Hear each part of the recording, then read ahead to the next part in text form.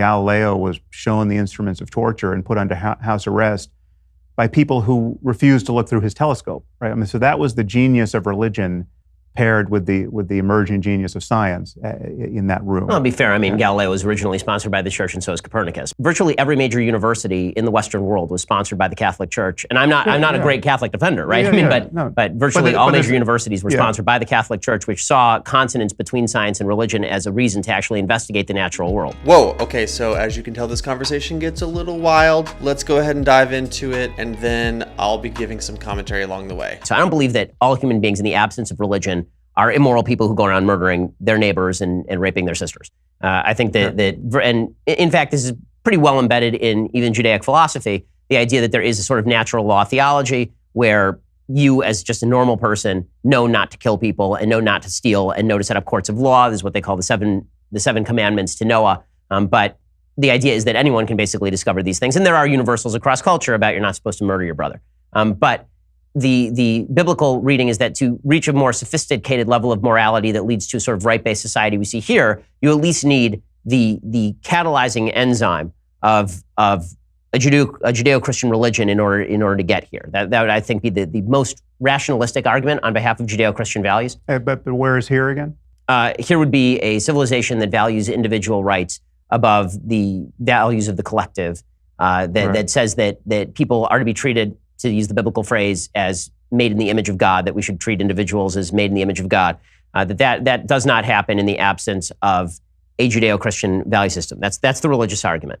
Although that is more of a historical argument. Right. That's what I'm saying. It's a rationalistic argument, because the deeply religious argument would be God said so, so do it, right? But that's not the argument that I think is the most compelling, because that only works if you believe in God and if you believe in revelation. So that's not the argument that I tend to make, because I don't find it intellectually convincing. It's an argument from authority, which of course is not particularly convincing. So I tend to make the historical argument, which is that history brought us to, that the reason we are at this point in history is because without that particular catalyzing enzyme, you don't get what you have here, which is why the West and Western civilization crop up in a Judeo-Christian system, but don't crop up in, for example, Islamic countries, and Islam's been around for 1,000 years. Okay, so I have to pause really quick. I definitely want to hear Sam Harris's response to this, but I have to say something here myself briefly, and that is that I do have a problem with this view that Ben is presenting of the Bible as if it is just a utilitarian good. It's this thing that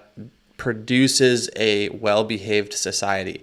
I think that if the Bible is reduced to that you actually miss a far more significant reason the Bible exists at all to begin with, which is that it is something that it exists to reveal to us who God is, what he's like, and what he desires for us, which is ultimately to be satisfied as we glorify him. If you don't understand the Bible as a mechanism for connecting humanity to God, if you see it just as a mechanism for producing a good society, I think that you reduce the Bible to something less than what it actually is. And I think that in the process, you are left in a very challenging place, even intellectually, where if there's some other book that someone else could write that could lead to a better society, then couldn't that book replace the Bible, which I think is also interesting. And I think there's more to be said on that. For now, I'm going to let Sam Harris dive in, but I do have to point that out right there, that the Bible isn't just good for society if what it says about itself is true. So number one, what do you make of that argument? And then I want to get into where you think morality comes from. Right. Well, a few points. One, I'm not convinced by that historical argument. I think you can cherry pick the data either way and come up with a different conclusion. And even if I agreed with it, it wouldn't make the case I think you want to make, because it would be an instance of what's called the genetic fallacy, which is even if we granted that our respect for individual rights, say, came from a Judeo-Christian tradition, it doesn't mean that it can only come from there, or that it even is best gotten from there. And I would say that it actually hasn't come principally from there. So then why here? Meaning, like, why in Judeo-Christian civilization, but not Islamic civilization? Because you mentioned rediscovery of Aristotle and reuse of Aristotle in 10th and 11th centuries was really beginning, in the Islamic world long before Aquinas really repopularized it in the 13th and 14th centuries. Yeah. What we have historically is a real war of ideas. And I mean, just it can be crystallized in the moment where Galileo was shown the instruments of torture and put under house arrest by people who refused to look through his telescope. Right? I mean, so that was the genius of religion paired with the emerging genius of science in that room. Well, to be fair, I mean, Galileo was originally sponsored by the church, and so is Copernicus. But there's no question there's a backlash from the church to this stuff. Yes, and the backlash makes sense because there is a intellectual progress on questions of how the cosmos is organized or where it came from or how life began.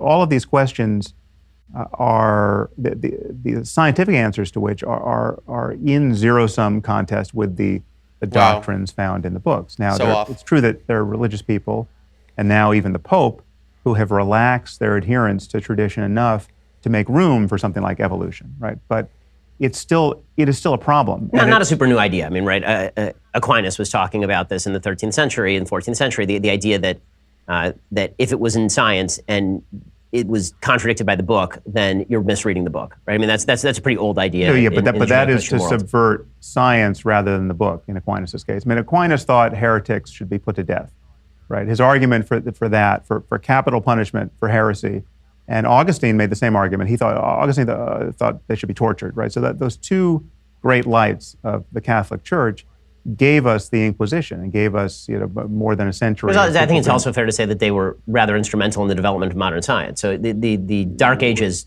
first of all, I think the Dark Ages are a bit of an exaggeration in terms of the Dark Ages themselves saw a massive growth in technology and architecture, for example. I mean, Gothic cathedrals are built during the Dark Ages. But, But the scientific world is, virtually every major university in the Western world was sponsored by the Catholic Church, and I'm not a great Catholic defender, right? But virtually all major universities were sponsored by the Catholic Church, which saw consonance between science and religion as a reason to actually investigate the natural world.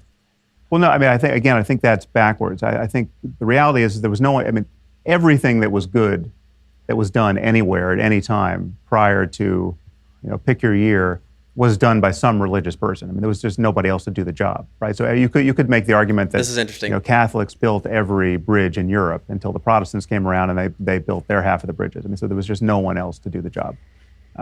And we're human beings who want to pursue various ends, many of which require breakthroughs in learning. So, engineering got born in a religious context. Physics was, the first physicists were people who were Christians, who were, as is often pointed out, Newton spent half his time worrying about biblical prophecy.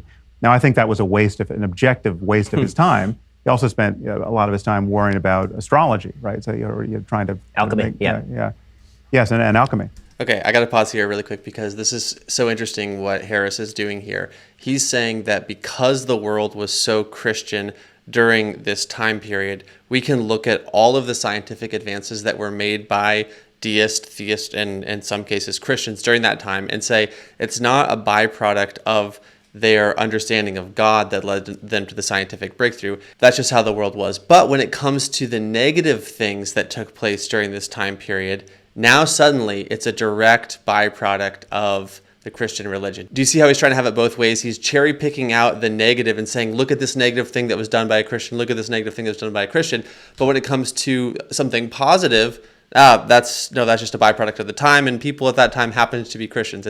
It's a very, you see a very blatant bias here, but I'll let it continue. This is why the Bible, in my view, can't be the real repository of our moral wisdom in any sense, because when you go to read it, you are forced to ignore certain passages or reinterpret them rather aggressively to conform to what you now in the 21st century have every reason to believe is good or a direction worth going socially. So, it is just an inconvenient fact that slavery is endorsed in the Bible. It's explicitly endorsed in the Old Testament, and it's certainly not repudiated in the New, right? And Jesus told slaves to serve their masters and to serve their Christian masters especially well. We'll get into it. So there's no place in the Bible where you can get a truly compelling case against slavery because the creator of the universe clearly expected slavery to be a human institution. Well, except for abolitionists finding enough inspiration in the Bible to use it as their main text. But they did that despite what's in the Bible. Well, I think that is, I mean, I don't want to. This shouldn't sound insulting because it's not meant as an insult. I think that from a religious point of view, that's a simplistic reading of the Bible's role in human affairs, meaning that when any written document is given to any group of people, it has to be given to people in a way that they can understand. It's not that slavery was endorsed by the Bible, it's that slavery is universal among human civilization until modern times. All right, so in summary, I think what we have here is basically Ben Shapiro saying that you have this, what he calls a catalyzing enzyme of the Judeo-Christian religion, which then flows downstream and creates human rights and creates prosperous civilizations. Then you have Sam Harris, by contrast, who is kind of taking the posture of standing back, not actually offering any affirmative vision for anything, and basically just taking pot shots at different points throughout history, which, because Christendom was sort of at the top of the dominance hierarchy, to use Jordan Peterson's language, that history is also a Christian history. So any negative things that happen in that history are things that you can attribute negative to Christianity. And he's sitting back and he's just taking these pot shots and he's very clearly cherry picking the data. And he's not really offering an answer to the question that he's asked in this video, which is, where does morality come from? There isn't a good answer to that question from his perspective, from his worldview. You can't really answer that question apart from the God that he is arguing against. And so it's an interesting conversation because I feel like in many ways they sort of continuously miss each other. It takes these weird rabbit trails. They can't quite get down to the point of the question to begin with, which is, where does morality come from?